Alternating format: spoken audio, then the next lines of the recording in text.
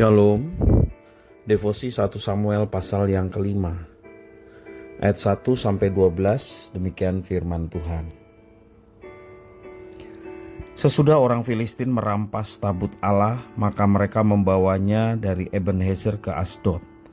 Orang Filistin mengambil tabut Allah itu, dibawanya masuk ke kuil Dagon dan diletakkannya di sisi Dagon. Ketika orang-orang Asdod bangun pagi-pagi pada keesokan harinya, tampaklah Dagon terjatuh dan mukanya ke tanah di hadapan tabut Tuhan. Lalu mereka mengambil Dagon dan mengembalikannya ke tempatnya. Tetapi mereka keesokan harinya mereka bangun pagi-pagi, tampaklah Dagon terjatuh dengan mukanya ke tanah di hadapan tabut Tuhan. Tetapi kepala Dagon dan kedua belah tangannya terpenggal dan terpelanting ke ambang pintu. Hanya badan Dagon yang masih tinggal. Itulah sebabnya para imam Dagon dan semua orang yang masuk ke dalam kuil Dagon tidak menginjak ambang pintu rumah Dagon yang di Asdod sampai hari ini. Tangan Tuhan menekan orang-orang Asdod itu dengan berat dan ia membingungkan mereka. Ia menghajar mereka dengan borok-borok, baik Asdod maupun daerahnya.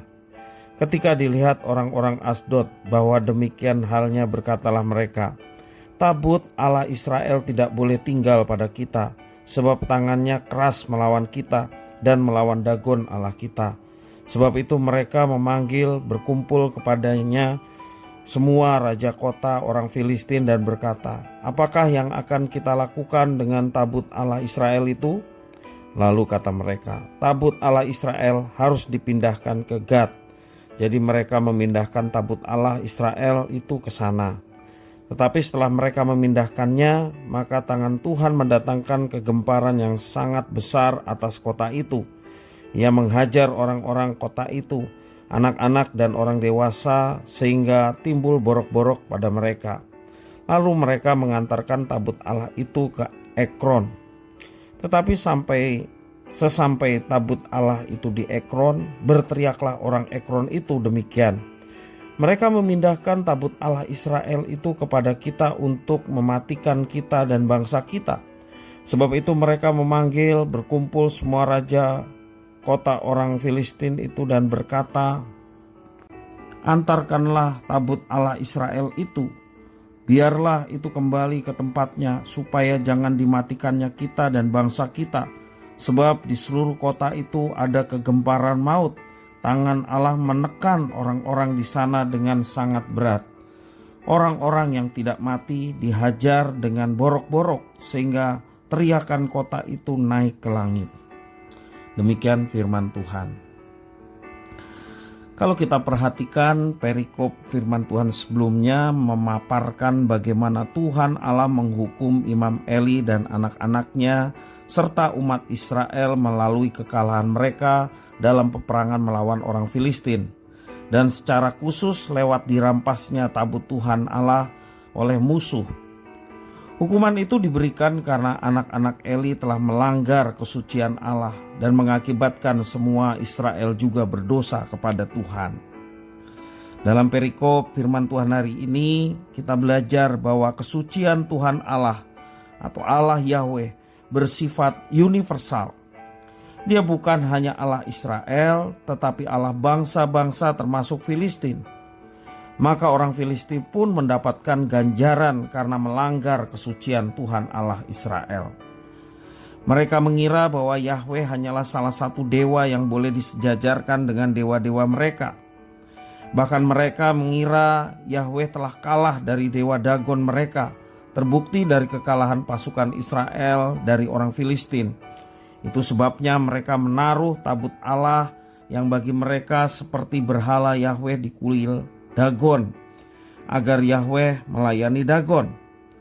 Justru Yahweh menyatakan diri kepada bangsa itu dan Dia adalah satu-satunya Tuhan Allah yang hidup dan yang layak disembah. Bagaimana dengan umat Tuhan di zaman sekarang? Orang Kristen yang hidup di zaman anugerah ini seringkali juga mengabaikan kesucian dari Tuhan Allah. Banyak yang menyepelekan seriusnya dosa dan menganggap penghakiman Tuhan Allah sebagai gagasan yang sudah usang, tidak berlaku di zaman sekarang. Sesungguhnya Tuhan Allah yang dikisahkan dalam firman Tuhan hari ini adalah Allah yang sama dengan Dia yang memimpin hidup kita di zaman sekarang. Allah yang disembah oleh orang Israel adalah juga Allah yang sama yang kita sembah di sekarang ini. Dialah Tuhan Allah yang menyelamatkan kita. Dia juga adalah Tuhan yang berkuasa atas hidup kita. Tuhan Allah yang kita sembah di dalam Yesus Kristus bukan menyelamatkan kita agar kita bisa hidup seenaknya. Tuhan Yesus menyelamatkan kita agar dengan menjaga kekudusan kita bisa hidup untuk memuliakan Tuhan sebagai Raja dan penguasa hidup kita. Kalau anak-anak Tuhan tidak serius menjaga diri dari dosa, bagaimanakah kita menjadi saksi bagi mereka yang belum mengenal Tuhan dan masih hidup dalam keberdosaan mereka? Ingat, Tuhan Allah yang universal, Tuhan Allah penguasa atas semua manusia, semua bangsa, yang penghakimannya adil. Namun demikian Dia juga adalah Tuhan Allah yang ingin semua orang itu diselamatkan dan dikuduskan oleh-Nya.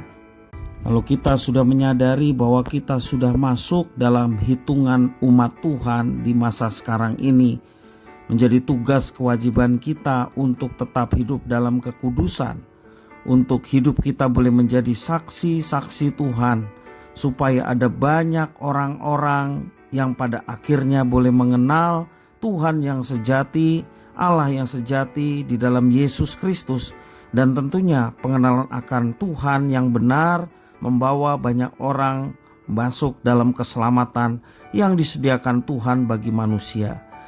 Sekali lagi, Tuhan berdaulat, Dia berkuasa atas semua orang. Dia bisa mengendalikan siapa saja, Dia bisa membuat hati seseorang tersentuh dan boleh mengenal Dia secara pribadi. Karena itu biarlah kita boleh menjadi saksi bagi mereka. Mana tahu melalui kesaksian kita Tuhan bekerja dan sudah memilih orang yang kepadanya kita bersaksi, sehingga mereka boleh mendapatkan jalan keselamatan yang disediakan Tuhan kepada manusia. Tuhan Yesus memberkati.